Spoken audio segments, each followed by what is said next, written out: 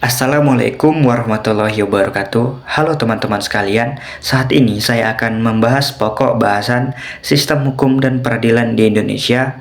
Pada bab ini, kalian akan diajak untuk menganalisis sistem hukum dan peradilan di Indonesia berdasarkan Undang-Undang Dasar Negara Republik Indonesia tahun 1945.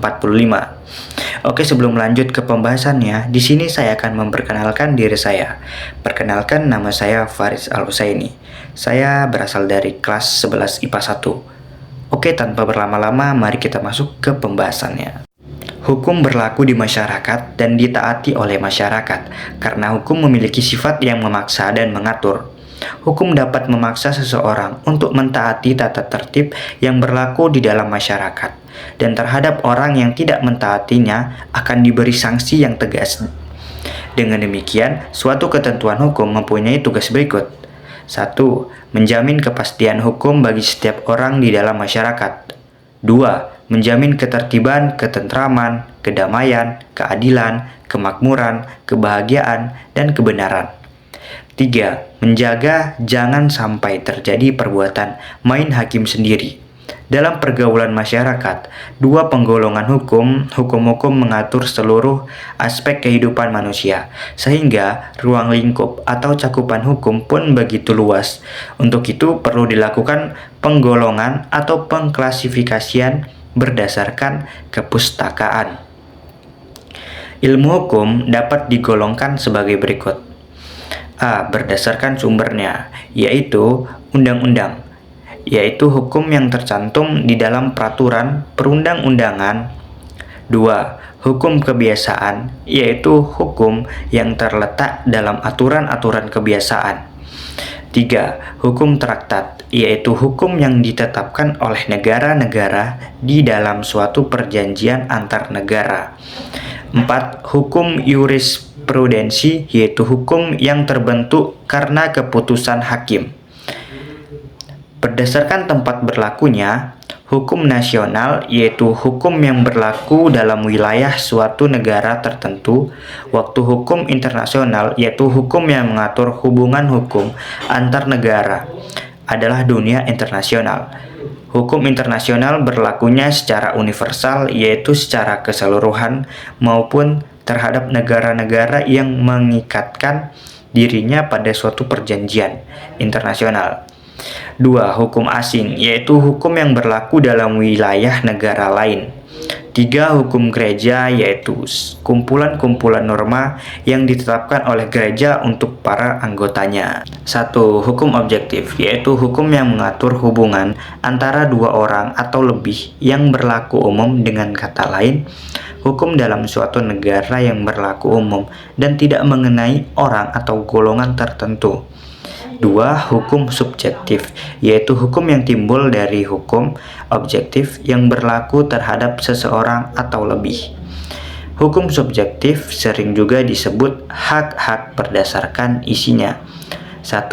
Hukum publik, yaitu hukum yang mengatur hubungan antara negara dengan individu atau warga negara menyentuh kepentingan umum. Atau publik, hukum publik terbatas atas pidana, yaitu mengatur tentang pelanggaran dan kesejahteraan, memuat larangan dan sanksi-sanksi. 2. Hukum tata negara, yaitu mengatur hubungan negara dengan bagian-bagiannya. 3. Hukum tata usaha negara atau administratif, mengatur tugas kewajiban pejabat negara. 4. Hukum internasional, yaitu mengatur hubungan antar negara seperti hukum perjanjian internasional, hukum perang internasional, dan sebagainya. 5. Hukum privat atau sipil, yaitu hukum yang mengatur hubungan antara individu satu dengan individu lain. Berdasarkan bentuknya, 1. Hukum tertulis yang dibedakan atas dua macam. A. Hukum tertulis yang dikodifikasikan, yaitu hukum yang disusun secara lengkap, sistematis, teratur, dan dibutuhkan sehingga tidak perlu lagi peraturan pelaksanaan. Misalnya KUHP, pidana KUHP Perdata dan KUHP Dagang. Hukum tertulis yang tidak kodifikasikan, yaitu hukum yang meskipun tertulis tetapi tidak disusun secara sistematis, tidak lengkap, dan masih terpisah-pisah, sehingga sering masih memerlukan peraturan pelaksanaan dalam pelaksanaan. Misalnya undang-undang, peraturan pemerintah, dan keputusan presiden. Satu hukum tidak tertulis, yaitu hukum yang hidup dan diyakini oleh warga masyarakat serta dipatuhi dan tidak dituntut menurut prosedur formal, tetapi lahir dan tumbuh di kalangan masyarakat itu sendiri. Berdasarkan waktu berlakunya satu konstitutum atau hukum positif, yaitu hukum yang berlaku sekarang bagi di masyarakat tertentu dalam suatu daerah tertutup. Misalnya Undang-Undang Dasar RI tahun 1945, Undang-Undang RI nomor 12 tahun 2006 tentang Kewarganegaraan Republik Indonesia, QWERTY to Endo, atau hukum negatif, yaitu hukum yang diharapkan berlaku pada waktu yang akan datang. Misalnya rancangan undang-undang atau UUD berdasarkan cara mempertahankannya. Satu hukum material, yaitu hukum yang mengatur hubungan antara anggota masyarakat yang berlaku umum tentang hal-hal yang dilarang dan dibolehkan untuk dilakukan, misalnya hukum pidana, hukum perdata, hukum dagang, dan sebagainya. Hukum formal, yaitu hukum yang mengatur bagaimana cara mempertahankan dan melaksanakan hukum material, misalnya hukum acara pidana atau KUHP, hukum acara perdata, dan sebagainya. Berdasarkan sifatnya, satu hukum memaksa, yaitu hukum yang dalam keadaan bagaimanapun juga harus dan mampu paksaan mutlak, misalnya melakukan pembunuhan, maka sanksinya secara paksa wajib dilaksanakan.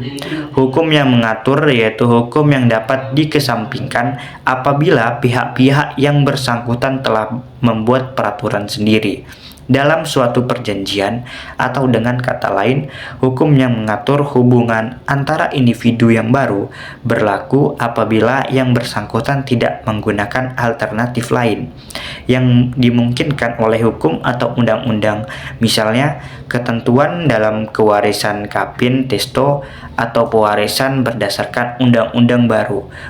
Oke, sekian pembahasan dari saya. Jika ada salah kata dan pengucapan, mohon dimaafkan. Saya akhiri dengan Assalamualaikum warahmatullahi wabarakatuh. Sampai bertemu kembali.